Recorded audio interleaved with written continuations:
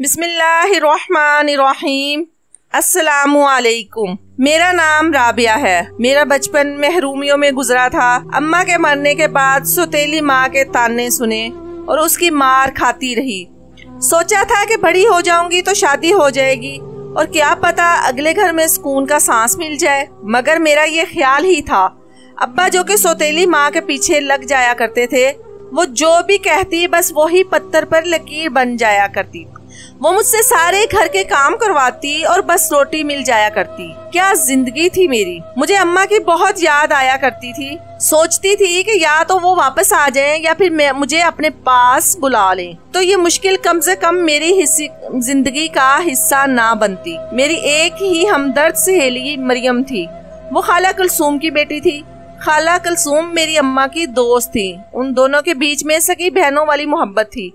अम्मा के जाने के बाद भी वो मुझसे बहुत मोहब्बत करती थी। उनका कहना था कि वो मेरी खाला है। पूरी दुनिया में शायद वो ही एक थी जिनको मुझसे थोड़ी हमदर्दी और मोहब्बत थी। उनका घर हमारे बराबर में ही था। कभी दिल करता तो अपना सारा काम खत्म करके मैं उनके पास चली जाया करती थी। स्कूल की तालीम नहीं ली थी क्योंकि मेरी सौतेली माँ ने मुझे सिलाई सिखाने पर लगा दिया था और मुझे इस काम में अच्छी खासी मुहारत हो गई थी। मैं हर तरह के कपड़े आराम से सिलाई कर लिया करती थी।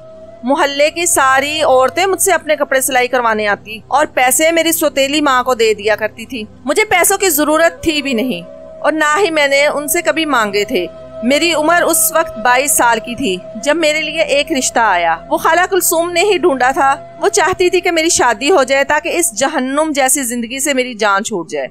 रिश्ता हर लिहाज से अच्छा और मुनासिब था, मगर मेरी सौतेली माँ ने इनकार कर दिया और फिर मेरे सौतेली माँ ने अपनी बड़ी बहन के बेटे से मेरी शादी करने का सोच लिया था। उनका बेटा कोई काम ना करता था, तभी शायद वो मेरा रिश्ता वहाँ करना चाहती थी, क्योंकि उनको पता था कि मैं कपड़े सिलाई करती हूँ जिससे अच्छी आमदन हो जाया करती थी। सौतेली माँ ने उसी दिन मेरा रिश्ता अपनी बहन के घर तय कर दिया था। मुझे जो ये उम्मीद थी कि एक दिन मैं इस जहन्नम से निकल जाऊंगी, मगर अब लगता था कि एक से निकलकर दूसरी में डाल दी जाऊंगी। शादी की सारी तैयारियां हो गई थी और उसी हफ्ते निकाह भी रख लिया था। कुलसूम खाला ने अब्बा को रोकने और समझाने की बहुत कोशिश की, मगर अब्बा ने एक ना सुनी, क्योंकि उन पर सिर्फ अम्मा की बात का असर हुआ था। मैंने कभी कुछ ना कहा था, बस सब्र किया था और अपने आप को अल्लाह के हवाले किया था। मेरा नाम किसी और के साथ जोड़ दिया गया। सारी जिंदगी के लिए अब मुझे किसी और के नाम से ही जीना था। करीबी लोगों की मौजूदगी में मेरा निकाह हो गया और अब रुखसती के वक्त भी करीब था। मेरे जाने से इस घर में किसी को कोई फर्क नहीं पड़ता था, इसलिए कोई मेरे गले लगकर रोया भी नहीं था। कुलसूम खाला और सोबिया मुझसे पहले ही मिलकर जा चुकी थी, क्योंकि मेरे अब्बा की दूसरी बीवी ने इनको मेरे निकाह पर आने की दावत नहीं दी थी। मैं इस घर से अपने शौहर के घर में आ गई थी। वो घर भी मेरी सौतेली माँ की बहन का था। मैं कैसे ये उम्मीद कर सकती थी कि यहाँ मुझे सुकून मिलेगा, और ऐसा ही हुआ था। मेरी सास ने अगले दिन ही मुझे काम पर लगा दिया। वो मुझे सारे घर के काम करवाती और साथ साथ मुझे सिलाई करने पर भी मजबूर करती कि लोगों के कपड़े तुम सिलाई किया करो, क्योंकि तुम्हारे शौहर का काम अच्छा नहीं है और तुम इस घर को चलाने के लिए हमारी मदद करोगी। उसके बाद कपड़ों का ढेर मेरे आगे लगा दिया जाता। सारा दिन घर के कामों में गुजरता और सिलाई का काम मुझे रात को करना पड़ता था। मेरी सास मुझ पर जुल्म करती, मुझे मारती और मेरे शौहर को भी मेरे खिलाफ करती। मेरा शौहर भी मेरे अब्बा की तरह था। जैसे अब्बा अपनी दूसरी बीवी की बातें मानते थे, वैसे ही मेरा शौहर अपनी माँ की बातें माना करता। वो भी इनकी बातों में आकर मुझ पर हाथ उठाता, मारता, पीटता और मुझे ये सब बर्दाश्त करना पड़ता, क्योंकि मेरे पीछे कोई बोलने वाला नहीं था और ना ही कोई ऐसा ठिकाना था जहाँ मैं चली जाती। मैं सोचती थी कि अब सारी जिंदगी मुझे इन दोनों बहनों के जुल्म ही बर्दाश्त करने पड़ेंगे। इसका कोई तो हल होगा, किसी तरह तो मेरी जिंदगी आसान होगी, मगर ऐसा क्या करूँ जो सब अच्छा हो जाए। मेरी हिम्मत अब जवाब देने लगी थी। मैं थक गई थी काम करते करते। बदले में मुझे क्या मिलता था? 2 वक्त का खाना। मैंने कोई इतना बड़ा गुनाह तो नहीं किया था कि ये सब मुझे सजा के तौर पर मिलता था। मुझे कुछ समझ नहीं आती थी कि मैं क्या करूँ। शौहर जैसा भी था, मगर उसको मेरी ढाल बनना चाहिए था। मुझे दूसरों से बचाना चाहिए था। वो भी अपनी माँ के साथ मिलकर मुझ पर जुल्म करता था। मुझे कोई उम्मीद नजर नहीं आती। मैंने अपनी जिंदगी बदलने की बजाय उस पर समझौता कर लिया था। मेरी सास ने मेरे घर से निकलने पर पाबंदी लगा दी। इसी तरह मेरी शादी को 3 माह गुजर चुके थे और ये 3 माह मैंने किस मुश्किल में गुजारे थे ये मैं ही जानती हूँ। रात को जाग जाग कर लोगों के कपड़े सिलाई करती और दिन भर घर के काम किया करती थी। मेरी इतनी मुश्किल जिंदगी तो अपने घर में भी नहीं थी जितनी यहाँ आकर हो गई थी। अब्बा एक बार भी मुझसे मिलने नहीं आए थे। मैं इस उम्मीद पर थी कि शायद वो कभी आ जाए, उनको मेरा ख्याल आ जाए, मगर ऐसा कुछ भी नहीं हुआ था। वो एक बार भी नहीं आए थे। फिर एक दिन मरियम मुझसे मिलने आ गई। वो तो शुक्र है कि मेरी सास उस दिन घर में मौजूद नहीं थी। वो मेरे शौहर को अपने साथ लेकर कहीं गई हुई थी। मरियम को देखकर तो जैसे दिल को एक सुकून सा मिल रहा था। इतनी खुशी कभी नहीं हुई थी जितनी उसे अपने सामने देखकर हो रही थी। वो मेरी बचपन की सहेली ही नहीं, मेरी बहन भी थी। उसने मेरा उतरा हुआ चेहरा देख लिया था। अंदाजा तो उसे पहले दिन ही था कि मैं यहाँ खुश नहीं होंगी, कि मेरी सास अब्बा की दूसरी बीवी की बहन ही थी, तो भला वो मेरे साथ अच्छा सलूक क्यों करेगी। मगर अब मुझे देखकर उसे यकीन हो गया था कि मेरे मार के निशान भी छुपाए न छुपते थे। मेरे इनकार के बावजूद उससे पर सारी हकीकत खुल गई थी और फिर मैंने भी उसे सच बता दिया। मेरी बातें सुनकर उसका गुस्सा तो 7वें आसमान पर पहुंच चुका था। अगर उस वक्त मेरी सास और शौहर घर होते तो वो किसी एक की जान ले ही लेती। उसका कहना था कि वो अभी घर जाकर मेरे अब्बा को सब सच बताएगी और फिर वो खुद ही इनको देख लेंगे, मगर मैंने उसको रोक दिया था। अगर अब्बा को मेरी इतनी फिक्र होती तो कभी भी मेरी शादी इस घर में ना करते और कम से कम एक बार तो आकर मुझसे मिलते, मेरा हाल अहवाल तो पूछते। मगर वो तो एक बार भी नहीं आए थे और उनको बताने से क्या होगा, वो क्या करेंगे, बल्कि उनको बताने से उल्टा नुकसान होगा। मेरी सौतेली माँ को पता चल जाएगा और फिर वो मेरी सास को बताएगी। फिर इनको मौका मिल जाएगा मुझे जलील करने का। कुछ देर तो मरियम मेरी बात सोचती रही। फिर उसे भी यही लगता था कि मैंने जो भी कहा था सच कहा था, ऐसा ही होना था। ऐसा करने से मेरी जिंदगी में कुछ अच्छा नहीं होना था बल्कि और बुरा ही होना था। अब इस मसले का कोई हल तो तलाश करना था। वो मुझे इस तरह यूं छोड़कर यहाँ नहीं जा सकती थी। फिर अचानक मरियम ने कुछ सोच के मुझसे कहा था कि तुम अपनी सास का एक सूट मुझे ला कर दो। मैंने अपनी सास का एक पुराना सूट ला कर दिया जो मेरी सास बहुत कम पहनती थी। उसने अपने बैग में वो सूट रख लिया और मुझे कहा कि कल तक का इंतजार करो, बस फिर सब ठीक हो जाएगा। वो कपड़े लेकर जा चुकी थी और मैं इसी सोच में थी कि कपड़ों से सब कैसे ठीक हो सकता है। 2 दिन गुजर गए जब वो दोबारा आई और उसने जल्दी से मेरी सास के वही कपड़े जो मैंने उसे 2 दिन पहले उसके मांगने पर दिए थे उसने मुझे वापस कर दिए और कहा कि अब जब भी मेरी सास मुझे मारने लगे तो फौरन इसे कमरे में जाकर यही कपड़े पहन लेना, फिर देखना तुम्हारी सास तुम्हारे कदमों में होगी। उसने बस इतना ही कहा और वहाँ से जाने में जल्दी की क्योंकि मेरी सास बाजार से सौदा लेने गई थी और वापस आने वाली थी। मैंने भी इसे नहीं रोका था और कपड़े लेकर अपने कमरे में ही छुपा कर रख दिए थे और दिल में एक डर भी था कि अगर मेरी सास को इस बारे में पता चला तो वो क्या करेगी। मुझे अपनी जान जाती हुई महसूस होती थी, मगर मरियम का कहना था कि मुझे हिम्मत से काम लेना होगा। मैंने कोशिश करके खुद को नॉर्मल ही रखा कि मेरी सास को मुझ पर शक ना हो। वो बहुत ही तेज औरत थी। वो तो इंसान को देखकर ही पहचान जाया करती थी किसके दिलो दिमाग में क्या चल रहा होगा। इसीलिए मैं उससे छुप रही थी। उसी में मेरी आफियत थी। सारा दिन का काम मैंने किया था। आज सुबह से मेरी सास ने मुझे कुछ नहीं कहा था। मैं भी खामोशी से अपना काम करती गई। पहले तो उसके कुछ न कहने पर मैं पुरसुकून ही रहती थी और दुआ करती थी कि वो कुछ ना कहे, मगर आज मैं इंतजार में थी कि वो कुछ कहे तो मैं वो जोड़ा निकाल कर पहनूं, फिर देखूं कि आखिर होता क्या है। मगर आज वो सारा दिन चुप रही थी, लेकिन मुझे पता था वो एक दिन से ज्यादा ऐसा नहीं रह सकती। अगले दिन वो जरूर कुछ करेंगी और ऐसा ही हुआ था।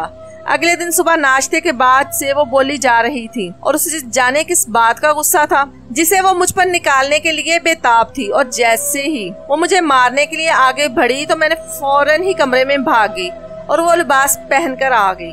और फिर जैसे ही कमरे से बाहर आई तो ये देखकर मेरी रूह लर्ज गई क्योंकि मैंने देखा कि मेरी सास नीचे जमीन पर बेहोश पड़ी थी। मैं हैरान हो गई।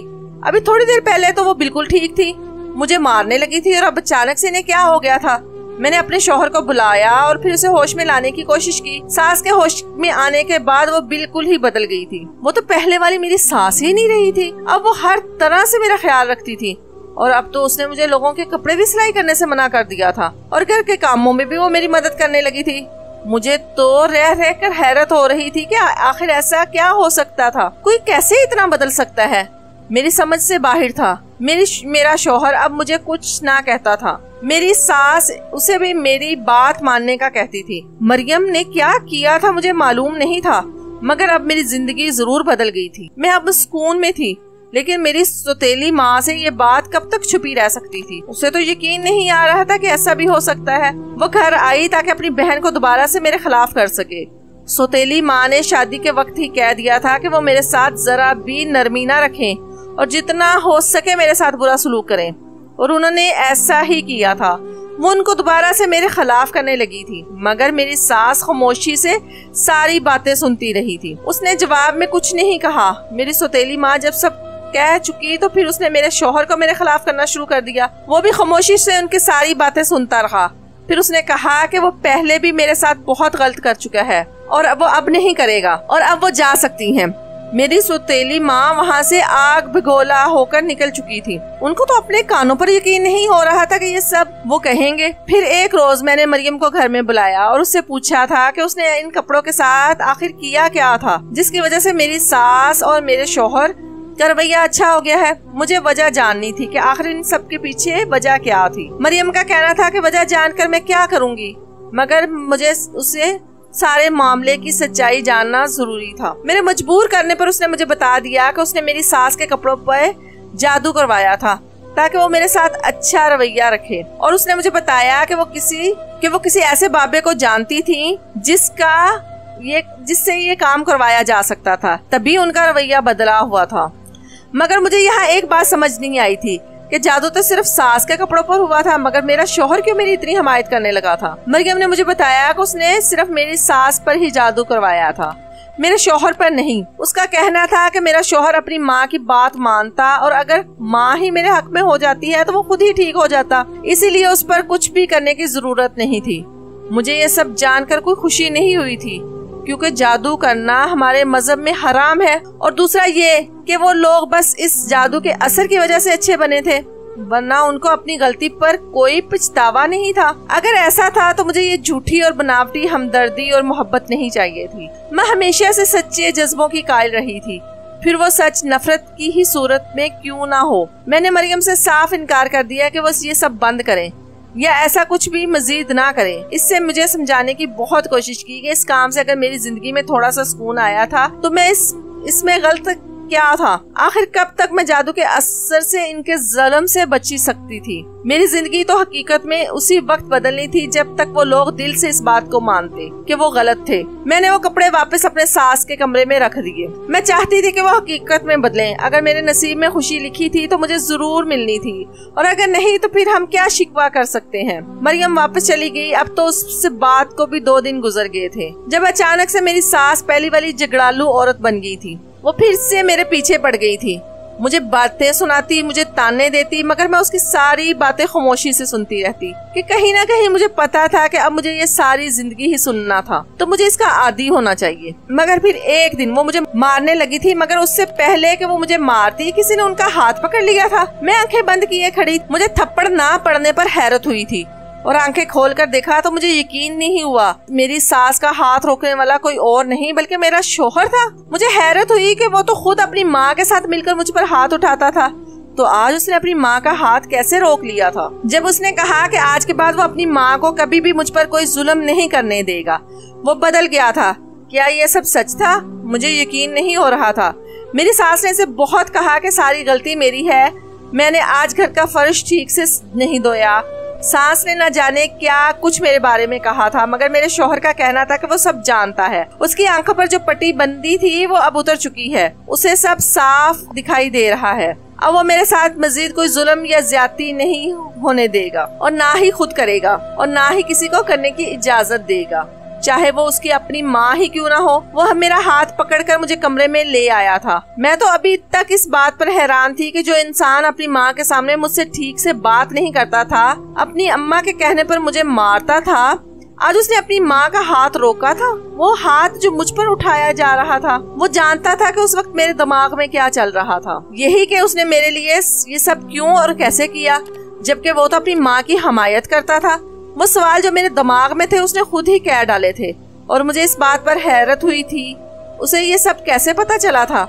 मैं यही सोच रही थी जब उसने मुझे बताया कि उस दिन उसने मेरी और मरियम की सारी बातें सुन ली थी। उस दिन उसे मेरी बातें सुनकर ये एहसास हुआ था कि वो और उसकी माँ किस कदर गलत थे। वो अचानक ही मेरे पास आकर बैठ गए और हाथ जोड़कर मुझे से अपने रवैये की माफी मांगने लगे। मुझे समझ नहीं आ रही थी कि यह सब क्या हो रहा है। उसकी आंखों में आंसू थे। उसका कहना था कि आज तक वो एक ऐसी लड़की के साथ गलत करता आया जो जिसके वो बिल्कुल भी काबिल नहीं था। उसने मुझे बताया कि वो सिर्फ अपनी माँ की वजह से ऐसा करता था, बल्कि उसकी खाला जो कि मेरी सौतेली माँ थी उसने बताया था कि मैं अच्छी लड़की नहीं हूँ और ना ही मेरी माँ अच्छी थी।